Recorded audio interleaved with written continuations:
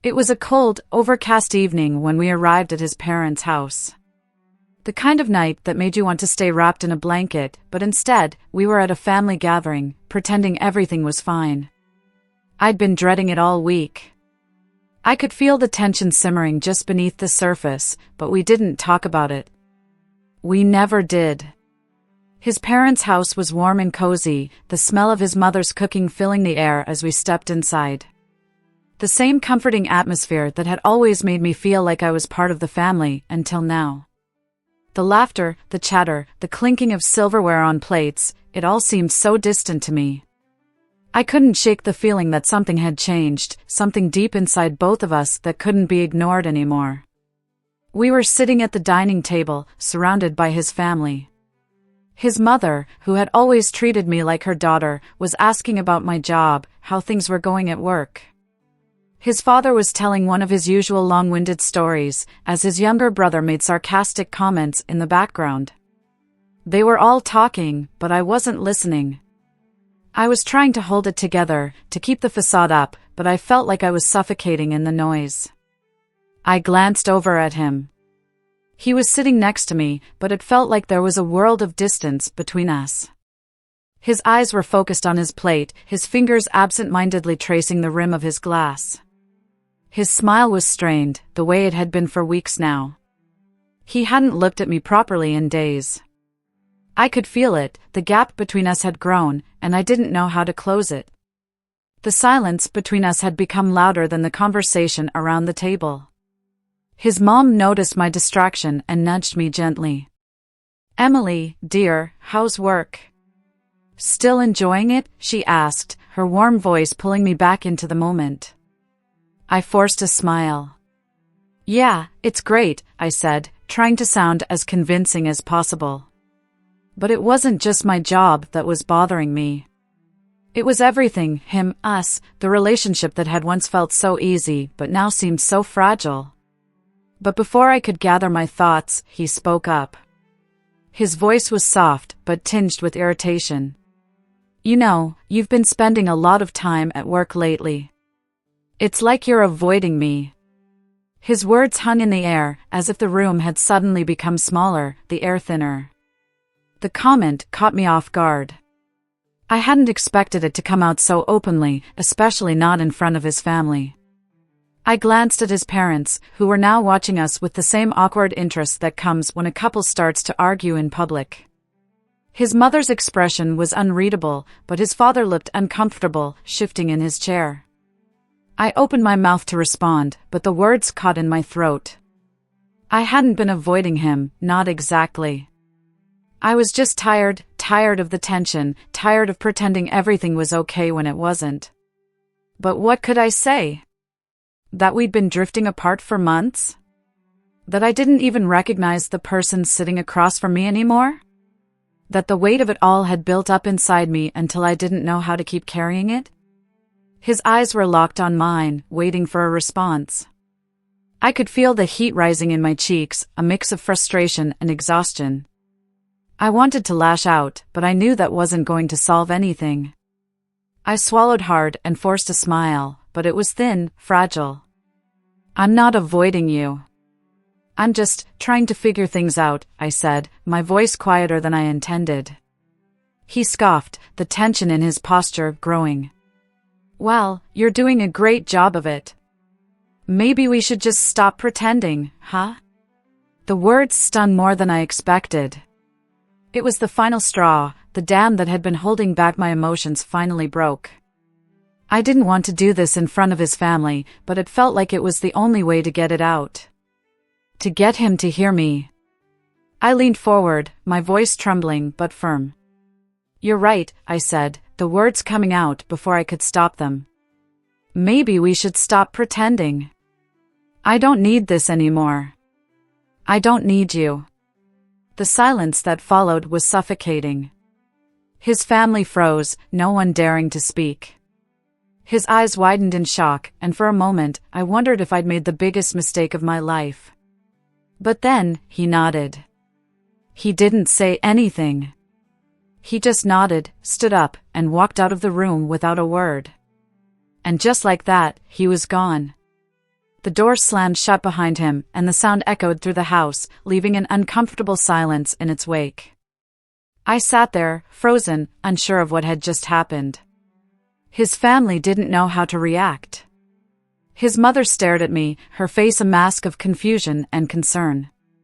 His father's hand hovered over his glass, unsure whether to take a sip or set it down. No one spoke. It was as if the words I had just uttered had shattered the atmosphere, and no one knew how to put it back together. My heart pounded in my chest, a mix of adrenaline and regret flooding through my veins. I looked around the table, expecting someone, anyone, to say something, to break the silence. But no one did. Instead, his mother cleared her throat softly, her eyes softening with sympathy, but also with an unspoken judgment. She had always been kind to me, treating me like a daughter, but now, I couldn't read her expression. She wasn't angry, but there was disappointment in her eyes. It felt like she blamed me, like I was the one who had caused all this. I turned my attention back to the door, the sound of his footsteps still echoing in my mind. My breath caught as I realized that he hadn't said a word in response to my declaration. No argument, no plea for me to stay, no apology. He had just left. The realization hit me hard. How had we gotten to this point? How had it come to a place where I could say those words, and he simply nodded before walking away without a fight? I wanted to chase after him, to call his name and beg him to come back, but I couldn't. I couldn't bring myself to undo what had been said. The truth was, I didn't even know if I wanted him to come back. The silence between us had grown so vast that I wasn't sure where to start fixing it, or if I even could. For weeks, I had been holding everything inside, afraid to speak up, afraid to face the growing distance between us. And now, with those words hanging in the air, I realized that maybe I was afraid of what would happen if I didn't say them. As I sat there, the minutes dragging on like hours, I could feel the weight of his absence pressing down on me. I could hear the rumble of his car engine as he drove off, the sound of tires squealing as he sped away. It should have felt like a release, but instead, it felt like I was sinking deeper into an abyss. His family didn't know how to comfort me, and I didn't expect them to. I didn't know what I wanted from them. They had been silent witnesses to the unraveling of our relationship for months, and now, it was as if they were waiting for me to explain myself. But I couldn't. I couldn't explain why I had said those words, why I had let the anger, the hurt, and the disappointment spill out all at once. It was as if I had broken something inside myself, and now, I had no idea how to fix it. His mother finally spoke, her voice soft, yet filled with an underlying tension. "Emily, honey, are you okay?" she asked. Her concern was real, but I could hear the unspoken question in her voice, "What now?"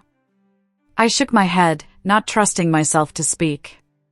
I wasn't okay. I hadn't been okay for a long time. But what was there to say? How could I explain that I had spent so long pretending everything was fine, when all I wanted was for someone to notice that I was slowly suffocating? His father, who had been quiet until now, cleared his throat. "Emily, maybe you should give him some space. Sometimes people just need time to think." His words were meant to soothe, but they only made me feel more isolated. Time to think? What did he think I had been doing? I had been thinking for months, and nothing had changed. The space between us had only grown wider, until there was no more room for us to meet in the middle. I stood up abruptly, my chair scraping loudly against the floor. I couldn't sit there anymore, couldn't pretend like everything was fine. I needed to get out. I needed to escape the suffocating atmosphere of their home, the heavy silence that was closing in on me. "Excuse me," I muttered, my voice barely above a whisper. I didn't wait for a response. I couldn't. I didn't want to hear any more words, didn't want to listen to any more advice that I wasn't ready to hear. I just needed to leave. I walked out of the room, through the hallway, and out the door into the cold night air. The chill of the evening hit me, but it felt like a welcome relief. I stood on the porch, staring into the darkness, trying to steady my breathing. I didn't know where he had gone, but I wasn't ready to chase after him. Not yet. Not when I didn't even know what I wanted anymore. I felt the weight of my own words, heavy in the air, lingering long after he had driven away. And I realized, for the first time, that the silence between us wasn't just his doing. It was mine, too. I spent the next few hours in a haze, walking around aimlessly, unable to shake the weight of what had just happened. I had left his family's house in a rush, and now, standing alone in the quiet of my own apartment, I couldn't escape the echoes of my own words. I didn't know where he had gone, but I couldn't bring myself to care at that moment. All I could think about was the emptiness that had settled in my chest, the cold void that I couldn't fill, no matter how hard I tried. The silence in the apartment was deafening. I sat on the couch, staring blankly at the walls, my mind racing with a million thoughts I couldn't seem to process. How had it come to this?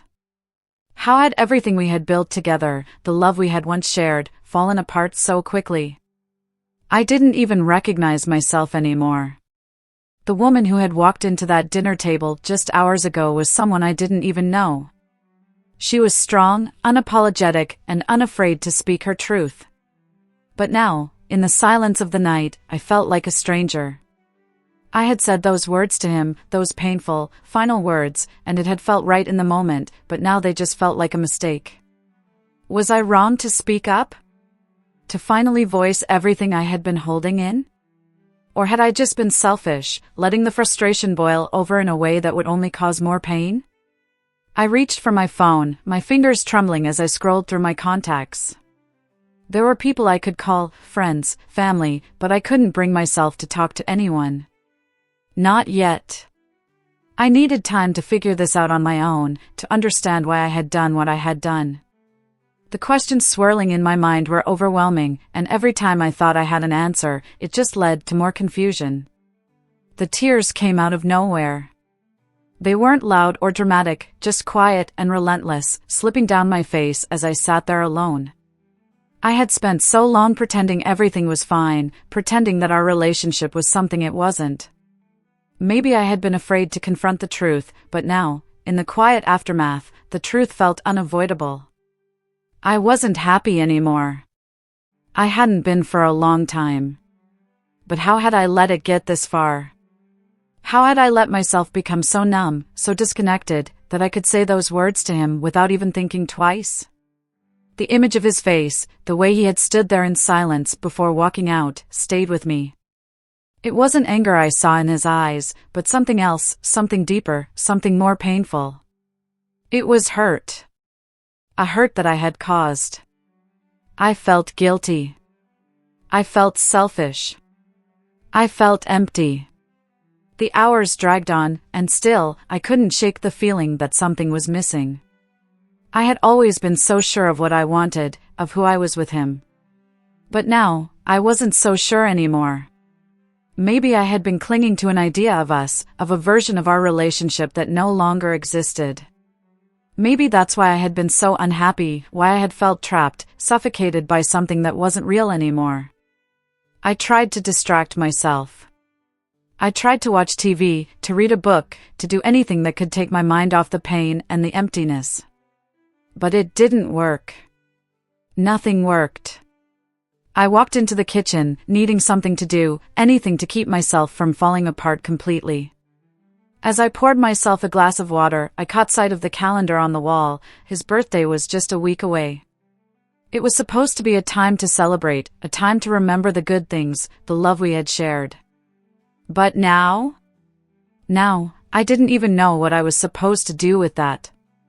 I stood there for a moment, staring at the calendar, wondering if things could ever go back to the way they were. Could we ever repair the damage I had caused? Could I ever forgive myself for what I had said, for what I had done? Or was this it? Was this the end of everything? The questions lingered in my mind, unanswered, as I sat back down on the couch. I didn't have the answers. Not yet. But one thing was clear, I couldn't go back to pretending. I couldn't go back to the woman I was before. Something had changed in me, something had shifted, and now I was forced to face the reality of who I had become and what I needed to do next. As the night stretched on and the weight of my actions settled in, I realized that maybe, just maybe, this wasn't the end. Maybe it was the beginning of something new. Something painful, yes, but something necessary. I didn't know what the future held, but I knew one thing for sure: I was no longer willing to hide from the truth, no longer willing to ignore the cracks that had been there all along. And as I sat there, alone, I wondered if he would ever come back. But more than that, I wondered if I would even want him to. It had been 2 days since he left. 2 days of silence, 2 days of wondering if I had made the right choice, and 2 days of wrestling with the confusion and uncertainty that now filled every corner of my mind. I hadn't heard from him. No texts, no calls, no messages. It felt like he had simply vanished from my life, and part of me was relieved, but another part of me, the part one had been trying to ignore for so long, felt empty, hollow.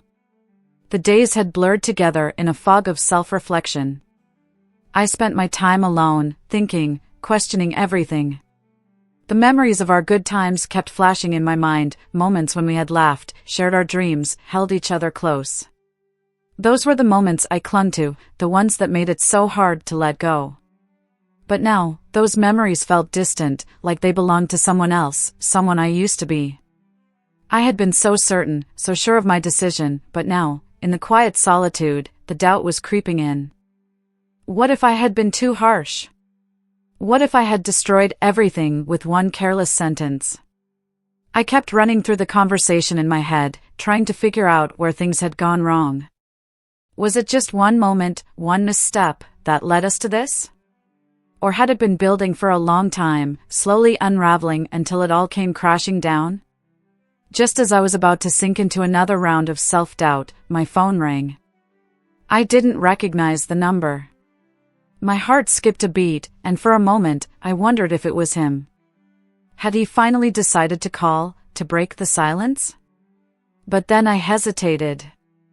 I wasn't sure if I was ready for that. I didn't know if I could handle hearing his voice, hearing his side of the story after everything that had happened. I took a deep breath, gathering the strength to answer. Hello? My voice sounded weak, even to me. I had been living in this emotional whirlwind for days, and the exhaustion was starting to show. Emily? It was his voice. My heart dropped into my stomach. I didn't know what to say.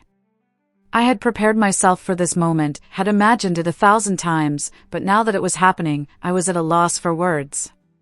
My mouth felt dry, my thoughts scattered. Yeah, it's me, I managed to say, trying to sound calm, trying to mask the confusion and hurt that had been building inside me. I don't know what to say, he began, his voice sounding strained.